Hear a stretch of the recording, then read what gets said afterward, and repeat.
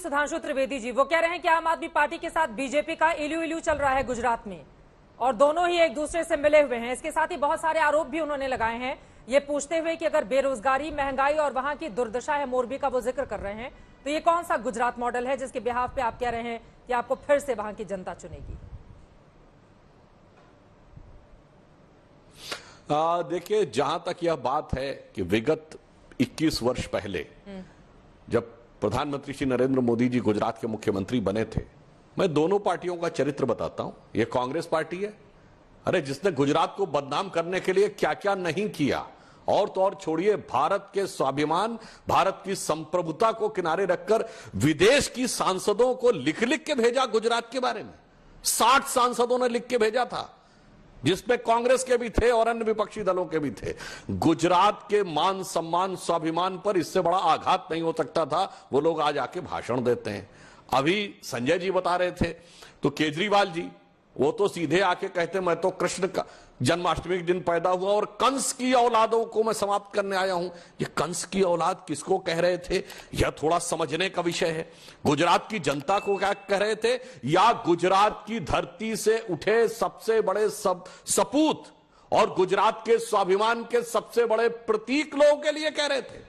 गुजरात को प्रधानमंत्री तो 1947-46 में मिल जाना चाहिए था, जब सारे देश की कांग्रेस कमेटियों ने सरदार पटेल को रखा था। उसके बाद जनता के द्वारा चुने हुए गुजरात के प्रधानमंत्री पहली बार नरेंद्र मोदी जी बने। बता दें किसके लिए कर रहे थे और ये लोग कितने बदलाव हैं। चित्रा जी, आप ही के टीवी चैनल पे, आपके चैनल पे 2 दिन पहले जब केजरीवाल जी और इनके मुख्यमंत्री के उम्मीदवार दोनों बैठे थे, और जब आपके एंकर ने पूछा कि लक्ष्मी गणेश जी की फोटो होनी चाहिए, तो कहते हैं आप आस्तिक हैं कि नहीं, बताइए आप आस्तिक हैं कि नहीं। और जैसे ही आपकी एक संवाददाता ने दूसरा प्रश्न पूछा, अब वो महंगाई और बेरोजगारी की बात है कि नहीं, मैं अरे भाई, एक ही इंटरव्यू के दौरान 2 मिनट के अंदर आदमी ने अपना स्टैंड चेंज कर लिया। और अगर आस्तिक हैं तो गोपाल इटालिया पे कार्रवाई क्यों नहीं?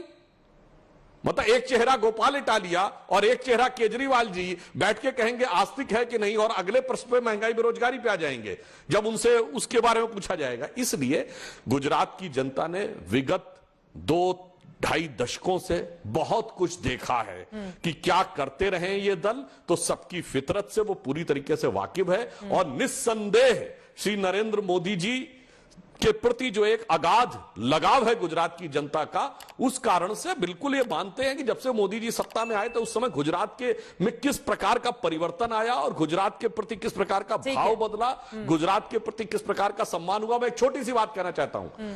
गुजरात जब वाइब्रेंट गुजरात होता था, पहला राज्य बना था गुजरात 2004 और 5 के आसपास, जहां विदेश से इन्वेस्टर्स आते थे। बता दे कोई उससे पहले किसी राज्य ने किया और विदेश से इन्वेस्टर्स आते हो।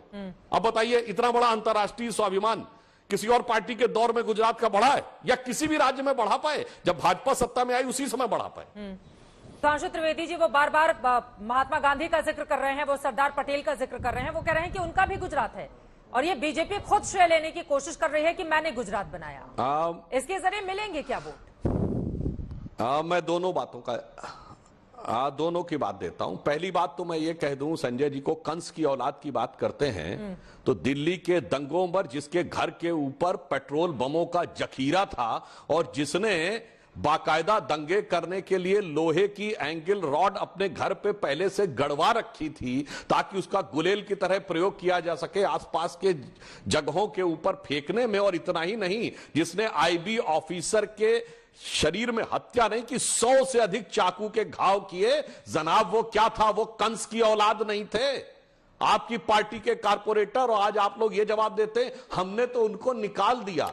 अब इसके बाद निकालने के अलावा कोई विकल्प था क्या पार्टी के पास? तो सबको पता है कि ऐसी नृशंस हत्याएं करने वाले, विध्वंसक दंगे करवाने वाले और उनके लिए बाकायदा योजना बनाने वालों में से कौन कंस की औलाद है और कौन। हाँ, ये भी हम कहना चाहते हैं, जिन लोगों ने जहरीली शराब में कार्रवाई की है, 27 साल से यहां पर ड्राई स्टेट है, जहरीली, मैं मानता हूं कि बहुत से लोग इलीगल कोशिश करते हैं, मगर उन पर कठोर कार्रवाई होती है, पर कम से कम उनको तो बोलने का हक नहीं है। जो दिल्ली में आके कहते हैं मैं दारू का दरिया बहा दिया हूं, सुबह से शाम तक करवा दिया हूं और अपना समय भी बढ़वा दिया हूं, वो आकर पूछते हैं, तो मेरे विचार से यह पूरी तरीके से ढोंग नजर आता। महात्मा गांधी जी की बात करें तो गांधी जी की जन्म जयंती 2 अक्टूबर पर कायदे से यह प्रोटोकॉल था कि दिल्ली के मुख्यमंत्री को राजघाट जाना चाहिए था, मगर वो गुजरात में अपने राजनीतिक दौरे में व्यस्त थे।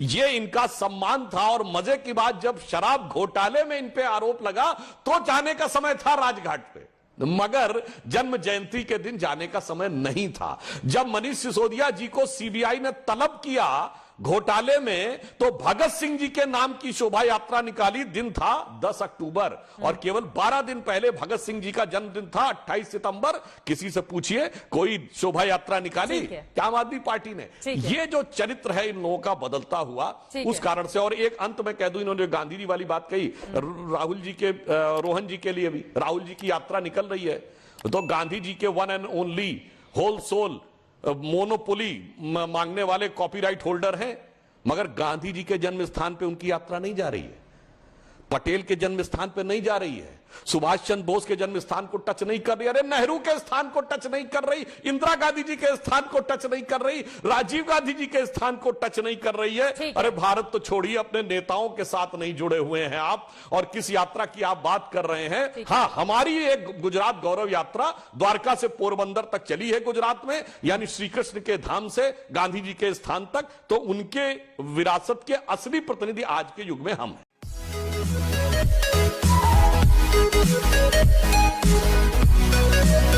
Thank you.